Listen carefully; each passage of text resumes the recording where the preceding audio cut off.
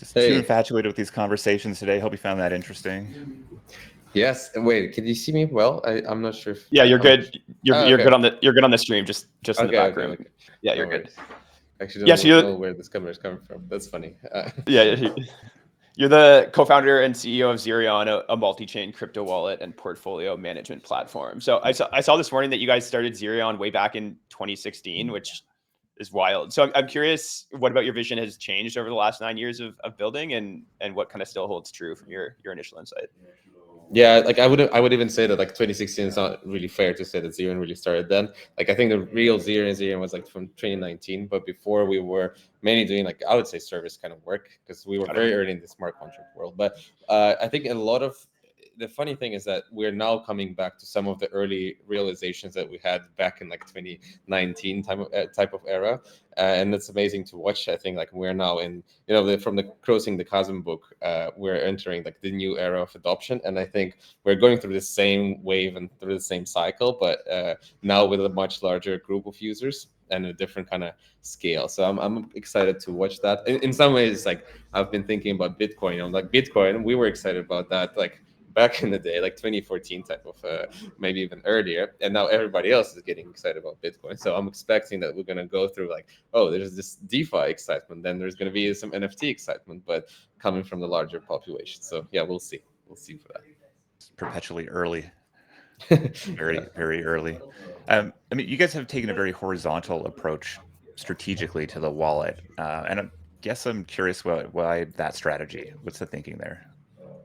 I wouldn't really call it horizontal. I mean, it depends on how you look at it. I think we've been actually verticalizing in some of the places because we've been streamlining. We actually didn't start as a wallet, as some listeners may know. We started as a portfolio tracker, so we were more of an extension to the wallet. And at some point, so that was in 2022 when we realized that we actually need to verticalize the offering more because the real treasure is like owning the relationship with the end user. And I think you guys understand that really well, coming from consumer apps and like all of the stuff that C Club is doing. I think it's like amazing to be the front facing, and we loved always crafting UIs for the end consumers. So we've been verticalizing through that lens, but we obviously have been horizontal when it comes to accessing different types of assets.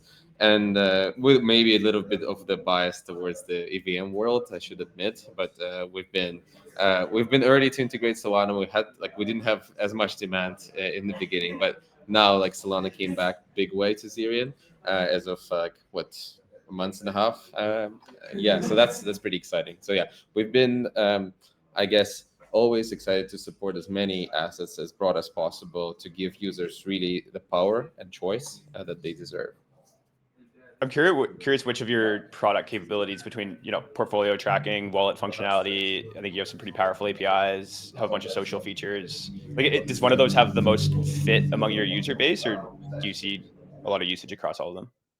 Yeah, I think like all of the products that you mentioned or like the features, they're all united by a single story that we've been building the portfolio kind of in data infrastructure in the background all of these years. So we started with that back in 20 close to 2018, and we've been building that throughout. So really right now it's the way you package this data infrastructure and indexing infrastructure and to present to the end consumers and other businesses in the most I guess understandable way. So we figured that with the API, for instance, it started about 2.5 years ago. This new product that we launched, it was just so much demand for just not indexing and doing all of the data pipelines yourself, and you can go straight to production. And like one of the good examples would be the Friends app. So they use some of the Zerion API just to like go live very quickly with some of the token investing and social investing.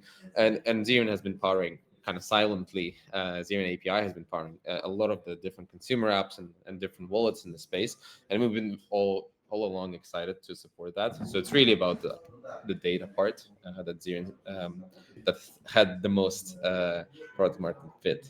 And same goes to the consumer application because like looking at all of your wallets and the portfolio combined, all the net worth information, token prices, PNLs, all of that is like what users ultimately want from a good product.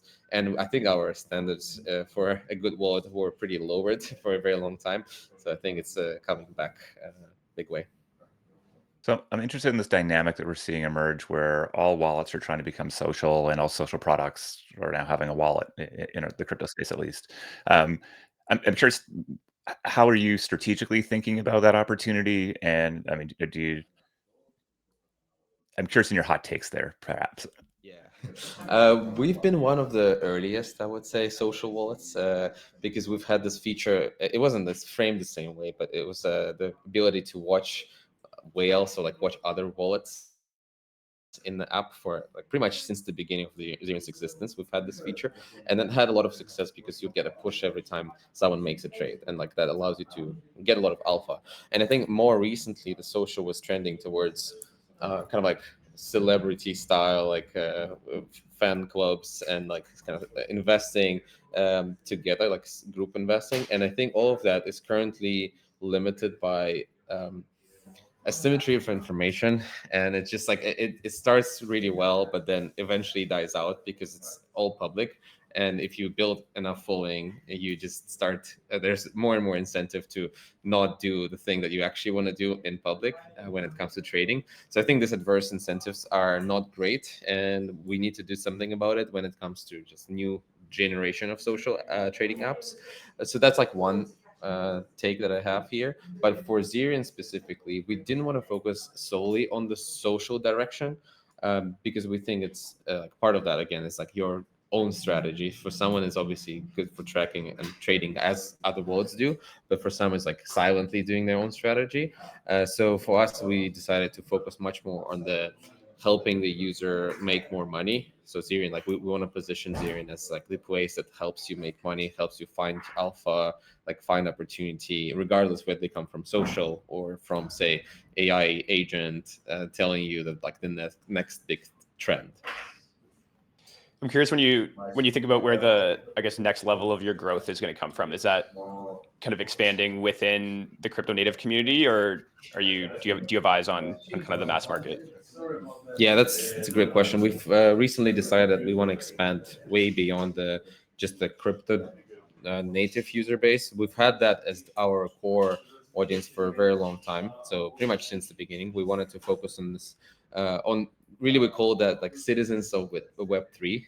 In even in our company mission statement, we had that, and I think we've served a lot of like we kind of did and complete that mission. I think we've done a lot of work to help the citizens of Web3, and I think now the market opportunity and where everything is headed is like way bigger than just helping the Web3 citizens. And we saw that as our core mission just because everything else was not ready for the blockchain adoption, for regulation was not there, like everything was not there. But now I think it's time to change. So for us, we're expanding to the mainstream audience and yeah, bringing the power of blockchains finally in hands of more people. So that's really the direction for us, and that applies to the API as well. Just sorry to comment on that because we see more and more demand from more traditional like fintech like companies coming into the blockchain space, and we're excited to help them. So I'm not like a maxi in that sense. I think we just need to scale our beliefs and our ideas to more people. So I mean, I think my question here is like, is how, right? That's always been the challenge with, you Yeah. can serve the Web3 users. It's, maybe a lot easier for them to grok what you're building. There's been a general apathy, if not worse, from the broader market. Maybe that's changing, though, maybe slower than we all want. So if you're going to shift from focusing in on Web3 natives and then you're moving towards a more mass market, what does that actually mean? Yeah, it's a great question. I see that as a gradual process of simplification. So like we've made, simplicity is one of the, next important focuses for Zerion as a company. I think everything around blockchain is confusing. So and about just like crypto is very confusing. There are terms for everything, and it's part of the dynamics that we used to be like this idea that like you need to be early to everything, and that means everything needs to be confusing. So it's just like this segregation of who gets this first, and I think we got to move away from that in a big way and start like actually simplifying things. And I've been proponent of that for quite some time, but I think right now is just becoming finally possible. So we're doing our part. So we're going to be simplifying all the flows, how, from custody, how you store keys, and I think like now we even have the tooling to do self-custody without compromising on the UX. So that's just like, finally we're there. Same applies to ability to access all the yield, to have like stable coins adopted, use them for off ramping. Like all of the pieces are there, and it's more about who puts them all together in order. So that's we're going to be helping, and we're going to be doing that ourselves and helping other people achieve the same thing with the API. And do you think going down that path is also improving the experience for crypto natives, or do you think you kind of need to unlock this next layer of growth, you need to just accept the fact that maybe you're going to serve crypto natives less well? That's a great question. I think the audience of crypto native people and people who are like going very deep into things is going to also continue growing, and it's I guess just different kinds of products that people would need, and really about the ambition of each particular company. So for us, like we've been always passionate about bringing this in hands of more people. So for us, it's like even at the expense of sometimes like even making more money, we would appreciate if we do more in getting more people adoption, like with crypto and blockchain. So yeah, that I would. It's really about a personal choice, I think. Love it. I mean, I think you had a couple tweets where we're talking about this idea of specialization. As that mainstream comes on board, as there's more attention, there's more competition, the need to specialize becomes more important. And so I'm curious how you'd articulate Zerion's specialization in this new market. Yeah, that's a great question, and we honestly had a pretty long discussion at our offsite just like last week, thinking whether we should have specialization based on the geographies, so like kind of going more niche in a particular region and country.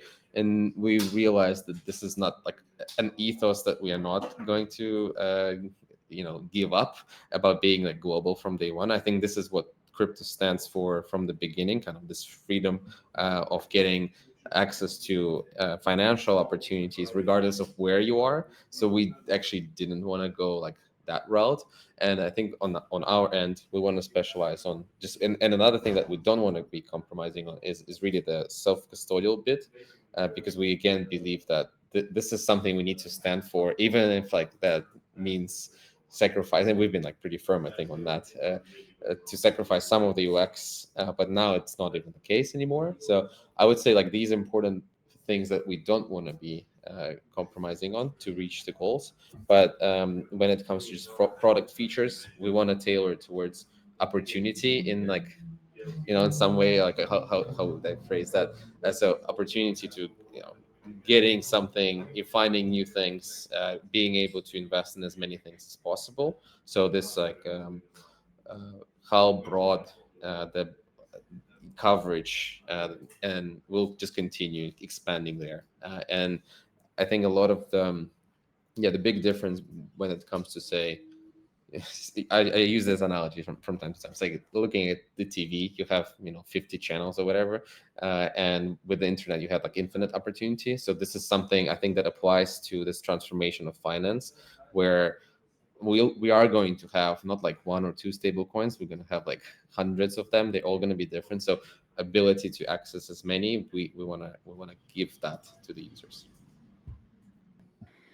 Awesome, man. I think we got to leave it there. We're at time. Appreciate you hopping on. It's been fun. Thank you Been very much. an early portfolio tracker user of Zerion since some of the Abby earliest was days here. Abby, who's leading our API, has been showing me some of the early screenshots of like in the Seed Club group, with all like, like Zerion this, Zerion that, like you guys need to add this, all the good feedback. So yeah, thank you so much for being the early users and adopters. Yeah. We like to click buttons, man. We like to click buttons. Our brother, thanks for hanging out with us today. Best of luck. Thank you so much. Bye-bye. Peace, man.